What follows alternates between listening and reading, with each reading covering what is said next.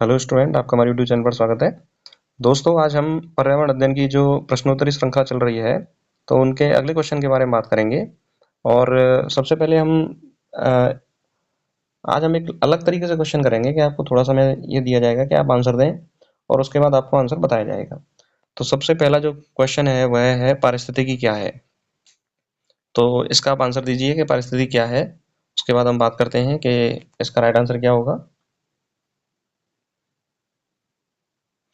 तो चलिए हम बात करते हैं पारिस्थितिकी क्या है। तो मैंने बताया था आपको इकोलॉजी के बारे में बताया था। इकोलॉजी को पारिस्थितिकी कहते हैं।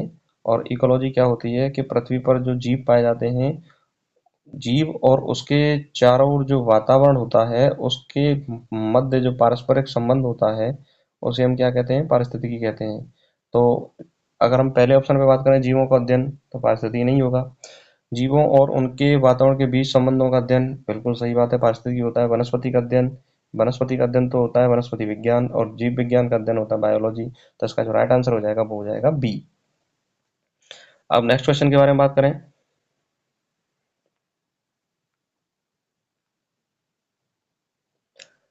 अगला क्वेश्चन है, किस कारक के कारण पारिस्थितिक तंत्र में ऊर्जा का प्रवाह होता है। इसका आंसर दीजिए। किस कारक के कारण पारिस्थितिक तंत्र में ऊर्जा का प्रवाह होता है।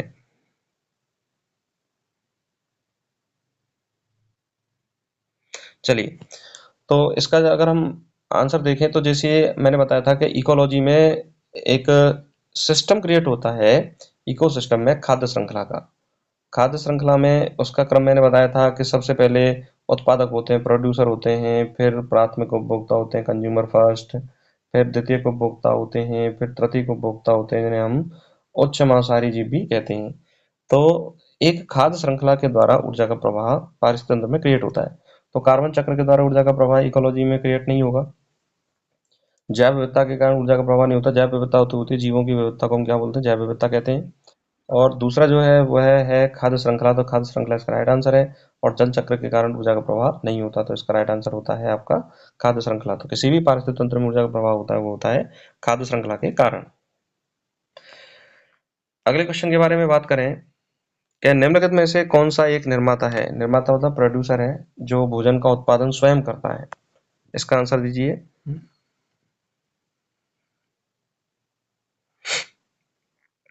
चलिए, इस क्वेश्चन के बारे में बात करें, निम्नलिखित में से कौन सा एक निर्माता है, प्रोड्यूसर है। तो शेर के बारे में बात करते हैं। तो शेर उच्च मांसाहारी है, यानी कि यह क्या है, उपभोक्ता है। घास पादप है। ये पादप जितने भी होते हैं वो भोजन का निर्माण स्वयं करते हैं, स्वपोषी होते हैं। तो ये क्या है, प्रोड्यूसर है। मछली क्या होती है, मछली शाकाहारी भी होती है और मांसाहारी भी होती है। तो यह भी क्या है, कंज्यूमर होती है। और चूहा भी क्या होता है, उपभोक्ता है, कंज्यूमर है। तो इसका राइट आंसर हो जाएगा आपका बी। क्या हो जाएगा, बी। अगले क्वेश्चन के बारे में बात करें। अगला क्वेश्चन है, खाद्य जाल किसे कहा जाता है। इसका तो आंसर दीजिए, बहुत नॉर्मल सा क्वेश्चन है।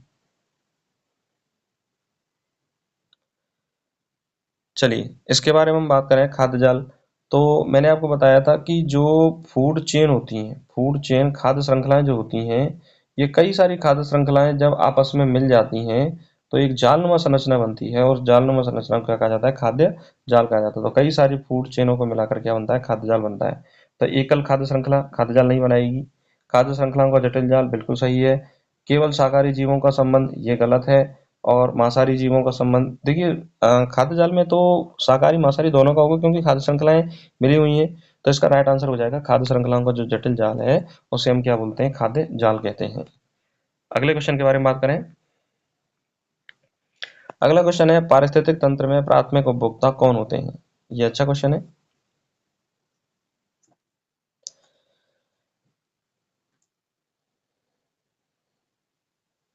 चलिए इस क्वेश्चन के बारे में बात करें। पारिस्थितिक तंत्र में प्राथमिक उपभोक्ता, तो मैंने अभी भी बताया था कि खाद्य श्रृंखला में सबसे पहले क्या आते हैं, उत्पादक आते हैं। फिर प्राथमिक उपभोक्ता कंज्यूमर फर्स्ट, फिर आते हैं आपके कंज्यूमर सेकंड द्वितीय उपभोक्ता, और फिर आते हैं कंज्यूमर थर्ड तृतीय उपभोक्ता। तो प्राथमिक उपभोक्ता होते हैं शाकाहारी जीव, यानी जो जितने भी जीव जो होते हैं शाकाहारी होते हैं उनको हम क्या बोलते हैं, प्राथमिक उपभोक्ता बोलते हैं। और मांसाहारी जीवों को द्वितीयक और तृतीयक उपभोक्ता कहा जाता है। तो शाकाहारी जीव इसका राइट आंसर है। मांसाहारी द्वितीयक और तृतीयक उपभोक्ता होते हैं। सर्वाहारी उच्च उपभोक्ता होते हैं और अपघटक भी प्राथमिक उपता के अंतर्गत नहीं आते। तो इसका राइट आंसर क्या हो जाएगा? शाकाहारी हो जाएगा। क्या हो जाएगा इसका राइट आंसर? शाकाहारी। आगे हम बात करें कौन सी गैस ग्रीन हाउस प्रभाव के लिए प्रमुख जिम्मेदार है? ग्रीन हाउस प्रभाव के लिए तो देखिए सबसे पहले इसका राइट आंसर दीजिए पहले कि इसका राइट आंसर क्या होगा। चलिए हम बात करते हैं ग्रीन हाउस प्रभाव के लिए प्रमुख जिम्मेदार गैस कौन सी है। तो देखिए मैं कई बार आपको ये बता चुका हूँ, पिछली जो क्लासेस भी हैं उनमें हमने बताया आपको कि ग्रीन हाउस प्रभाव प्रमुख गैस कौन सी है। तो कार्बन डाइऑक्साइड प्रमुख ग्रीन हाउस गैस है। उसके बाद आती है आपकी मीथेन आती है, और उसके बाद आता है आपका क्लोरोफ्लोरोकार्बन आता है, और उसके बाद आते हैं आपके नाइट्रस ऑक्साइड है, सल्फर ऑक्साइड है। ये सारी गैसें जो हैं वो ग्रीन हाउस प्रभाव के कारण कारण बनती हैं, ग्रीन हाउस प्रभाव का प्रमुख कारण बनती है। तो इसमें जो मोस्ट इंपॉर्टेंट है प्रमुख गैस कौन सी है? Carbon dioxide. तो ऑक्सीजन इसका राइट आंसर नहीं है, नाइट्रोजन नहीं है, कार्बन डाइऑक्साइड इसका आंसर है, और हाइड्रोजन इसका आंसर नहीं है। तो इसका राइट आंसर हो जाएगा कार्बन डाइऑक्साइड। अगले क्वेश्चन के बारे में बात करें तो जीवों की संख्या और जैव विविधता किसके द्वारा प्रभावित होती है? इसका आंसर बताइए।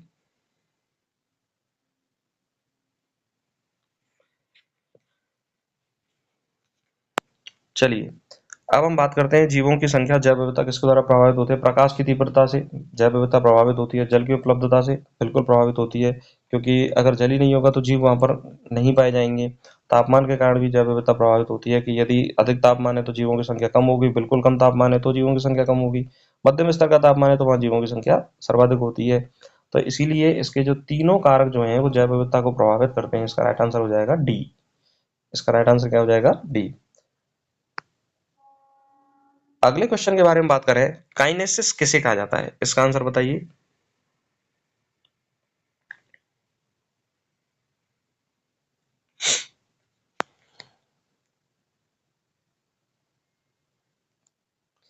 चलिए सबसे पहले हम बात करें प्रकाश की दिशा में गति। प्रकाश की दिशा में गति को काइनेटिक कहा जाता है। तो ये भी लाइट काइनेटिक होगी, तो इसका राइट आंसर नहीं होगा।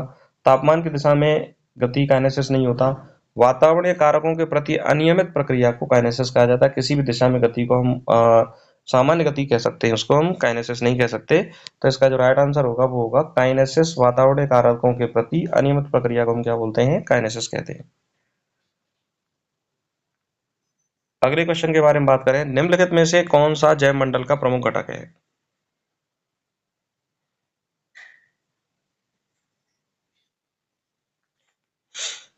चलिए बात करते हैं। देखिए जैव मंडल में किसी भी जीव को जीवित रहने के लिए पानी की आवश्यकता होती है, मृदा की आवश्यकता होती है, और वायु की आवश्यकता होती है, तभी वह जीव जो है वो जीवित रह सकता है। तो ये तीनों जो कारक हैं वह जैव मंडल में किसी भी जीव को क्या करते हैं? प्रभावित करते हैं। तो जीव जैव मंडल में जीव प्रमुख घटक जल होगा, वायु होगा, मृदा होगा। तो इसका राइट आंसर हो जाएगा उपरोक्त सभी। इसका राइट आंसर क्या हो जाएगा? उपरोक्त सभी। अगले क्वेश्चन के बारे में बात करें कौन सा क्षेत्र जैव विविधता के लिए प्रसिद्ध है?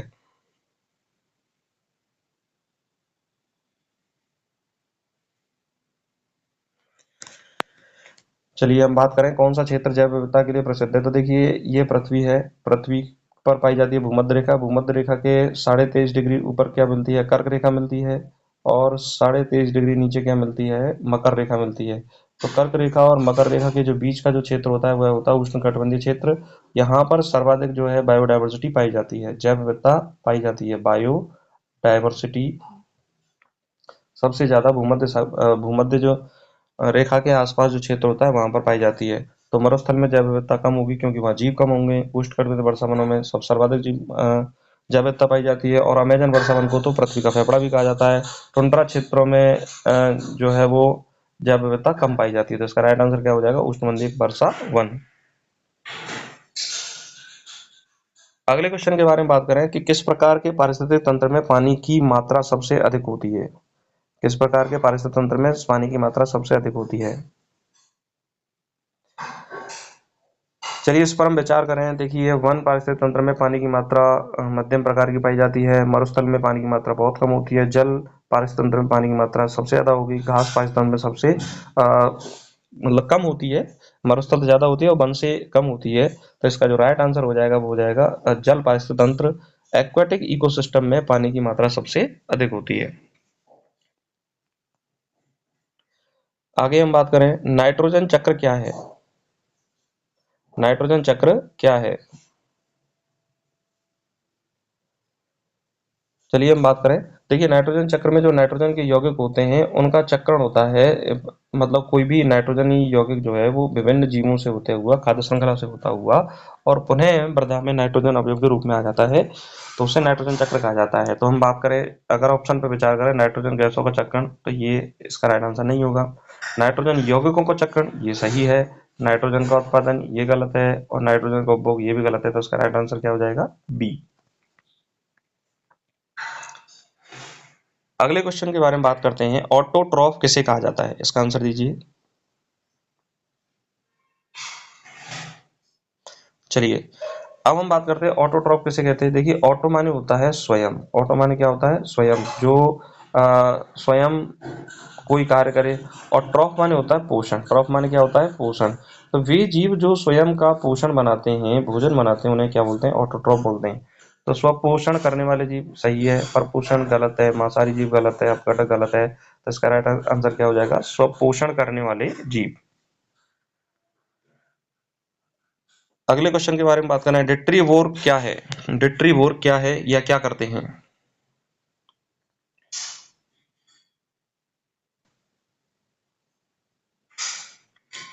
चलिए हम बात करें, डिट्रीवोर यानी जितने भी अपघटक पदार्थ होते हैं, अपघटक जीव होते हैं, उनको डिट्रीवोर कहा जाता है, डिट्रीवोरस कहा जाता है अपघटक जीवों को। तो ये अपघटक जीव क्या करते हैं? मृत पदार्थों पर अपनी प्रक्रिया के द्वारा उन्हें सड़े गले पदार्थ जो होते हैं उनको उनके मूल अवयवों में, तत्वों में तोड़ देते हैं। तो अगर हम ऑप्शन पर विचार करें, पहला ऑप्शन है मृत जैविक पदार्थों का उपभोग, बिल्कुल सही बात है। हरे पौधों का उपभोग ये गलत है, डिट्रीवोर हरे पौधों का उपभोग नहीं करते, जीवित जीवों का उपभोग कभी नहीं करते, कार्बन डाइऑक्साइड का उत्पादन कभी नहीं करते। तो इसका राइट आंसर क्या हो जाएगा? मृत जैविक पदार्थों का उपभोग डिट्रीवोर जो अपघटक होते हैं वह उपभोग करते हैं। अगले क्वेश्चन के बारे में बात करते हैं, पायोनियर प्रजाति किस प्रक्रिया में महत्वपूर्ण भूमिका निभाती है? ये बहुत इंपॉर्टेंट क्वेश्चन है, ये परीक्षा में आ सकता है, इसलिए इसको आप इंपॉर्टेंट लगा लीजिए, बहुत ज्यादा इंपॉर्टेंट क्वेश्चन है। चलिए अब सबसे पहले हम ये समझें कि पायोनियर प्रजाति क्या होती है। देखिए पायोनियर जो प्रजाति होती हैं वे प्रजातियां हैं जहां पर कुछ नहीं था वहां पर सबसे पहले उगने वाली जो प्रजातियां होती है वो पायोनियर होती हैं। इसका बेस्ट एग्जांपल होता है लाइकेन, एक पायोनियर प्रजाति है, मॉस एक पायोनियर प्रजाति है। तो वास्तव में ये किसी भी पारिस्थितिक अनुक्रमण में हिस्सा लेती हैं। तो प्राथमिक अनुक्रमण जो होता है, द्वितीयक अनुक्रमण होता है, उनमें प्राथमिक अनुक्रमण में ये सबसे पहले जो उगने वाली जो प्रजाति है वह पायोनियर प्रजाति होती है। तो अनुक्रमण में हिस्सा लेती हैं और धीरे धीरे वह जो हिस्सा है, वह क्षेत्र है, वो वन समुदाय की ओर, चरम समुदाय की ओर चला जाता है। तो अगर हम ऑप्शन पर विचार करें, निरंतरता में भूमिका लेती हैं, ये गलत है। जैव विविधता की स्थिरता के लिए ये भी कार्य इनका नहीं है पायोनियर प्रजाति का। प्राथमिक अनुक्रमण में हिस्सा लेती हैं, ये सही है। और जलवायु परिवर्तन में पायोनियर प्रजाति जो है वो भाग लेती हैं। तो ये इसका आंसर क्या है? गलत है। तो इसका राइट आंसर क्या हो जाएगा? सी, प्राथमिक अनुक्रमण।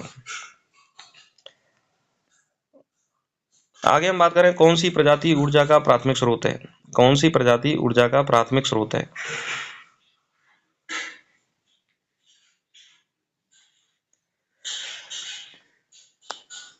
चलिए अब हम बात करें जैसे ऊर्जा के प्राथमिक स्रोत में, तो सबसे पहले जो ऊर्जा होती है वो उत्पादक के पास होती है, फिर शाकाहारी के पास, फिर मांसाहारी के पास, फिर उच्च मांसाहारी के पास। तो सबसे पहले जो ऊर्जा देता है वो कौन देता है? उत्पादक देता है। तो इसका राइट आंसर अपघटक नहीं हो सकता, उपभोक्ता नहीं हो सकता, उत्पादक इसका सही आंसर है। पर्यावरण नहीं हो सकता। तो इसका राइट आंसर क्या हो जाएगा? उत्पादक। अगले क्वेश्चन के बारे में बात करें, पारिस्थितिक तंत्र में जीव मंडल आरक्षित क्षेत्र किस लिए बनाए जाते हैं?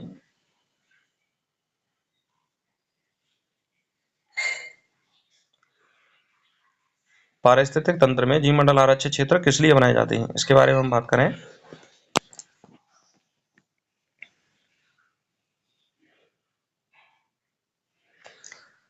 तो चलिए हम बात करते हैं, एक एक ऑप्शन पर विचार करते हुए आगे बढ़ते हैं। जैव विविधता संरक्षण के लिए सही है, पर्यावरण शिक्षा के लिए सही है, वैज्ञानिक अनुसंधान के लिए सही है। तो इसका राइट आंसर क्या हो जाएगा? उपरोक्त सभी। तो जितने भी स्टूडेंट ने डी आंसर दिया उसका राइट आंसर क्या है? सही है। आगे हम बात करें, नॉर्मल सा क्वेश्चन है, कई बार ये परीक्षा में पूछा गया है। ओजोन परत किसके खिलाफ सुरक्षा प्रदान करती है?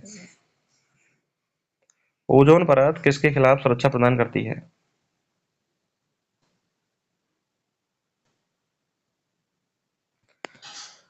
चलिए बात करते हैं।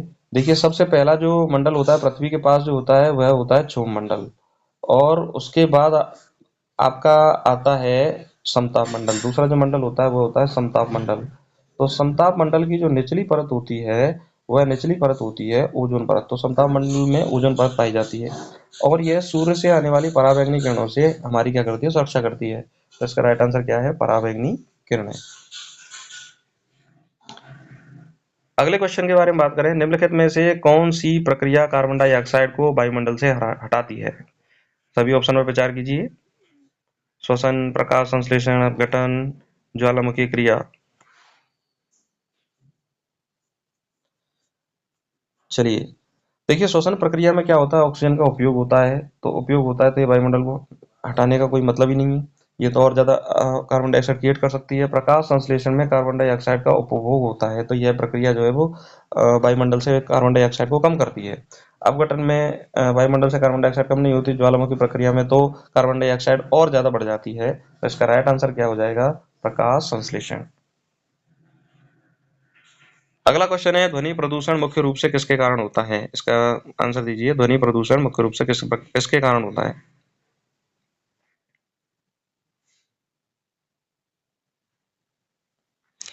चलिए बात करें, ध्वनि प्रदूषण मुख्य रूप से किसके कारण होता है? उद्योगों से निकलने वाले शोर के कारण ध्वनि प्रदूषण होता है, सही बात है। वाहनों से के शोर के कारण ध्वनि प्रदूषण होता है, ये भी सही बात है। लाउड स्पीकर का उपयोग करने से भी ध्वनि प्रदूषण होता है, ये भी सही बात है। तो इसका राइट आंसर क्या हो जाएगा, उपरोक्त सभी। तो इस तरह से हमने जो 20 इंपॉर्टेंट क्वेश्चन थे उन सभी का आंसर दिया। आशा करता हूँ कि आपको ये क्वेश्चन समझ में आए होंगे और आपकी जो तैयारी है वो थोड़ा सा स्ट्रॉन्ग करेंगे। तो जितने भी स्टूडेंट एनवायरमेंट पर्यावरण अध्ययन की सी टेट है, यूपी टेट है, बिहार टेट है, उत्तराखंड टेट है, या फिर किसी ऐसी परीक्षा की तैयारी कर रहे हैं जहाँ पर पर्यावरण अध्ययन से प्रश्न पूछे जाते हैं, तो उनके लिए क्लासेस जो है वो इम्पोर्टेंट है। और जो भी स्टूडेंट इस चैनल पर पहली बार, इस चैनल को सब्सक्राइब करें और अपने दोस्तों से शेयर करें। और आपको ये क्वेश्चन जो प्रश्नोत्तर क्वेश्चन श्रृंखला है वो कैसी लग रही है, हमें कमेंट करके जरूर बताएं कि इस तरह से और जो है क्वेश्चन श्रृंखला दी जाए, जिससे कि आपका जो तैयारी है वो स्ट्रांग बनी रहे और आपके जो टॉपिक है धीरे धीरे क्लियर होते रहें। तो इनके बारे में हम जरूर प्रयासरत रहेंगे। और इसी के साथ नमस्कार, धन्यवाद।